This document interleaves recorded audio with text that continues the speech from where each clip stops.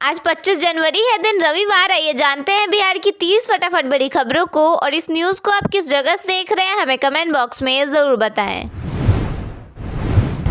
सीतामढ़ी में एक इंजीनियरिंग छात्रा की मौत के बाद छात्राओं ने जमकर प्रदर्शन किया। प्रदर्शन कर रही लड़कियों का आरोप है कि प्रिंसिपल ने बीमार छात्रा को अस्पताल ले जाने के लिए गाड़ी देने से यह कहकर मना किया कि गाड़ी गंदी हो जाएगी। तेजस्वी यादव 70 दिनों के बाद अपने पुराने अंदाज में नजर आए और उन्होंने कहा कि कर्पूरी जी और लालू जी को गालियां दी गई, लेकिन वे कभी झुके नहीं। उन्होंने आगे कहा कि वे खुद भी झुकने वाले नहीं हैं और मजबूती से लड़ेंगे और जीतेंगे। एक शहीद जवान के अंतिम संस्कार के समय उनके 11 साल के बेटे ने मुखाग्नि दी और छोटे बेटे ने उन्हें सैल्यूट किया। इस दौरान कोई भी मंत्री या विधायक वहां नहीं पहुंचा, जिस पर शहीद की पत्नी ने दुख जताते हुए कहा कि वह अपने बच्चों को कैसे पालेगी। भाई वीरेंद्र ने बयान दिया है कि पार्टी नेतृत्व की गलत रणनीति के कारण वे चुनाव हारे हैं। मनेर विधायक ने भी इशारों में तेजस्वी यादव पर निशाना साधते हुए कहा कि जमीनी कार्यकर्ताओं की पूरी तरह अनदेखी की गई है। नीट छात्रा मामले पर जीतन राम मांझी ने कहा है कि कानून अपना काम कर रहा है और जरूरत पड़ी तो इस केस की सीबीआई जांच भी कराई जाएगी। वहीं दूसरी ओर रोहिणी ने कहा कि बिहार में बेटियां अब सुरक्षित नहीं हैं।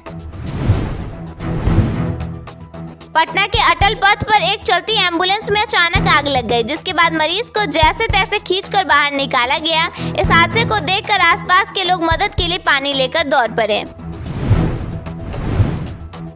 मुख्यमंत्री नीतीश कुमार ने कहा कि राज्य में साल 2005 से पहले कुछ भी नहीं था और उन्होंने छात्रों के कराटे प्रदर्शन को देखकर तालियां बजाई। इसी बीच वैशाली में विरोध प्रदर्शन की तैयारी कर रहे आरजेडी नेता को हाउस अरेस्ट कर लिया गया है। दरभंगा में एक खेत से मजदूर का शव बरामद हुआ है, जिस पर परिजनों ने हत्या की आशंका जताई है। परिजनों का आरोप है कि मजदूर द्वारा काम छोड़ने की बात कहने पर मालिक ने उसे धमकी दी थी। भागलपुर में कोर्ट के एक मुंशी पर अपनी पत्नी को एसिड पिलाने का गंभीर आरोप लगाया है। मुंशी की बेटी ने बताया कि दादा और चाचा ने उसकी मां को पकड़ा और पिता ने उसे एसिड पिला दिया। बेटी ने यह भी कहा कि उसके पिता बिना वजह उसकी पिटाई करते हैं। पटना यूनिवर्सिटी कैंपस में एक निर्माणाधीन भवन में मुंशी द्वारा खाना बनाने वाली महिला के साथ करने का मामला सामने आया है। इस घटना के दौरान पीड़िता के पति के साथ भी मारपीट की गई। बेगूसराय के 200 महादलित परिवारों ने अपना दर्द साझा करते हुए पूछा कि जब मुख्यमंत्री खुद घरों का उद्घाटन कर रहे हैं तो उन्हें अतिक्रमणकारी क्यों कहा जा रहा है। इसी बीच सरकार ने जयमंगला गढ़ को पर्यटन के लिए विकसित करने का निर्णय लिया है। गया में विधायक कुमार सर्वजीत ने अधिकारियों को कड़ी चेतावनी देते हुए कहा है कि वे अपने कार्य करने के तरीके में सुधार लाएं। उन्होंने स्पष्ट किया कि यदि सुधार नहीं हुआ तो उत्तरी क्षेत्र में उनका बने रहना मुश्किल होगा। आज बिहार का मौसम सामान्य बना रहेगा। सुबह और शाम ठंड का एहसास होगा। कोहरे का हल्का असर कुछ इलाकों में देखा जा सकता है।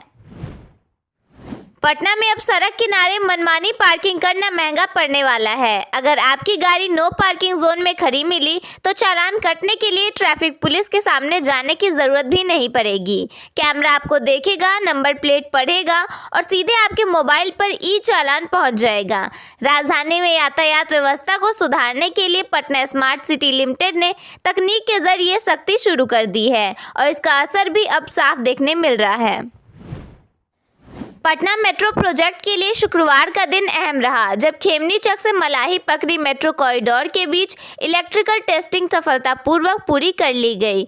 भूतनाथ से मलाही पकड़ी मेट्रो स्टेशन के बीच किए गए इस तकनीकी परीक्षण के दौरान इलेक्ट्रिकल इंस्पेक्टर जनरल की टीम ने निरीक्षण किया और सभी व्यवस्थाएं सही पाई गईं। इस सफलता के बाद उम्मीद जताई जा रही है कि फरवरी महीने में इस रूट पर मेट्रो का संचालन शुरू हो सकता है।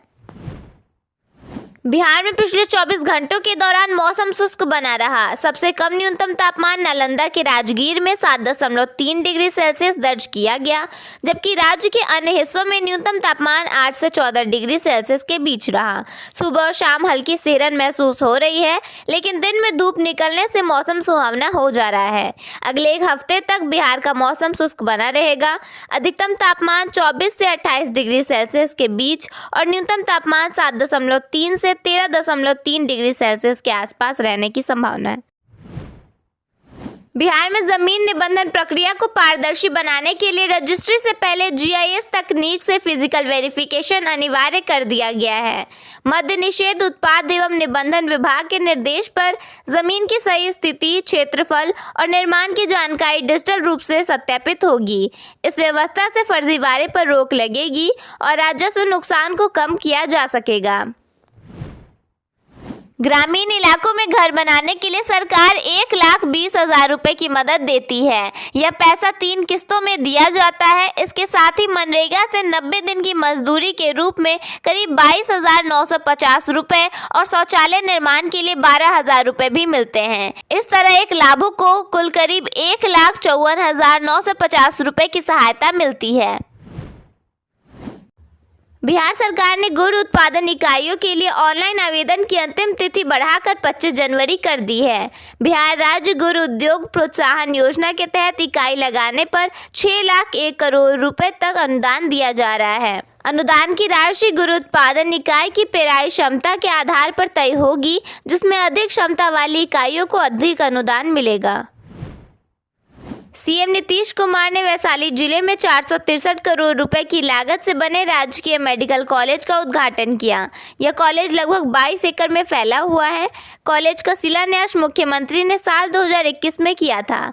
सीएम नीतीश ने कॉलेज के एकेडमिक ब्लॉक, ओपीडी और रेसिडेंशियल बिल्डिंग का इंस्पेक्शन भी किया। दरअसल सीएम नीतीश कुमार समृद्धि यात्रा को लेकर वैशाली जिले में पहुंचे थे, जहां उनका भव्य स्वागत किया गया। वैशाली पहुंचने पर मुख्यमंत्री नीतीश कुमार ने प्रगति यात्रा के दौरान घोषित किए गए योजनाओं के बारे में जानकारी ली। इसके साथ ही उन्होंने स्थानीय स्टार्टअप एवं इनोवेशन स्टॉल के अलावा अलग अलग स्टॉल का इंस्पेक्शन भी किया। मंच से लोगों को संबोधित करते हुए सीएम नीतीश कुमार ने कहा, 4,83,000 महिलाओं को रोजगार के लिए 10,000 रुपए दिए गए हैं। इन महिलाओं को 2 लाख रुपए और दिए जाएंगे। जिले में इंडस्ट्रियल एरिया की स्थापना भी की जाएगी। सारण में नाबालिग से दुष्कर्म और पटना में युवती को जिंदा जलाने की घटनाओं ने महिला सुरक्षा पर सवाल खड़े कर दिए हैं। इन मामलों को लेकर लालू यादव की बेटी रोहिणी आचार्य ने मुख्यमंत्री नीतीश कुमार पर तीखा हमला किया है। उन्होंने सवाल किया है कि जब सरकार कानून के राज का दावा करती है, तो फिर बिहार में बेटियों के खिलाफ अपराध क्यों थमने का नाम नहीं ले रहे हैं। सारण और पटना की हाल के घटनाओं का जिक्र करते हुए रोहिणी ने सरकार की संवेदनशीलता और प्रशासन की कार्यशैली पर गंभीर सवाल खड़े किए हैं। जेपी गंगा पथ का एक्सटेंशन 2 फेज में किया जाएगा। इसके निर्माण को लेकर एजेंसियों को आदेश जारी किया गया है। हर हाल में अप्रैल महीने में काम शुरू कर देने का निर्देश दिया गया है। पूरी सड़क का निर्माण लगभग 4 साल में पूरा हो सकेगा। गया जिले में NH 33 सड़क किनारे बढ़ते अतिक्रमण को लेकर प्रशासन ने सख्ती शुरू कर दी है। चीफ इंजीनियर ने 34 दुकानदारों को नोटिस जारी किया है। तय समय में अतिक्रमण नहीं हटाने पर प्रशासन द्वारा कार्रवाई की जाएगी। मुख्यमंत्री नीतीश कुमार ने वैशाली के महुआ में समृद्धि यात्रा के दौरान कहा कि 2005 के बाद बिहार ने डर और अराजकता से निकलकर विकास की नई राह पकड़ी है। उन्होंने कानून व्यवस्था, शिक्षा, स्वास्थ्य, सड़क, बिजली और रोजगार में हुए बड़े बदलाव पर प्रकाश डाला। मुख्यमंत्री ने बताया कि सरकार ने सभी वर्गों के लिए योजनाएं लागू की हैं, जिससे राज्य की तस्वीर बदली है और जाति आधारित गणना से गरीबों को सीधी मदद मिल रही है। मखाना की चमक दिल्ली के कर्तव्य पथ पर 77वें गणतंत्र दिवस समारोह में दिखेगी। बिहार की मखाना झांकी में इसकी खेती से प्रोसेसिंग तक की यात्रा दर्शाई जाएगी, जिससे किसानों और उद्यमियों को लाभ मिलेगा। लोकल से ग्लोबल थीम पर आधारित यह झांकी मखाना को सुपर फूड के रूप में राष्ट्रीय अंतर्राष्ट्रीय पहचान दिलाएगी। पूर्णिया मखाना उत्पादन का प्रमुख केंद्र है, जहां से अमेरिका और यूरोप जैसे देशों में निर्यात होता है। मधुबनी के कलुआही स्थित पुरसौलिया गांव में चाय बनाते समय गैस सिलेंडर में आग लगने से विस्फोट हो गया। इस हादसे में गृहस्वामी सदर आलम सहित 5 लोग झुलस गए और लाखों का नुकसान हुआ। 2 घर पूरी तरह जलकर राख हो गए। ग्रामीणों ने आग पर काबू पाया और घायलों को अस्पताल पहुंचाया गया।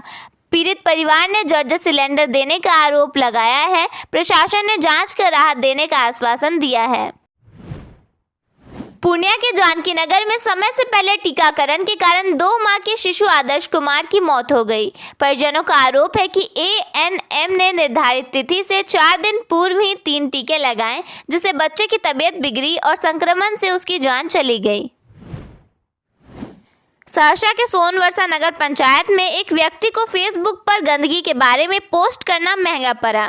चेयरमैन मनीष कुमार ने कथित तौर पर उसे अपने घर बुलाकर 9 अन्य लोगों के साथ बेरहमी से पीटा, कपड़े फाड़े और थूका। पीड़ित शुभम कुमार ने ST/SC थाने में चेयरमैन समेत 10 लोगों के खिलाफ प्राथमिकी दर्ज कराई है।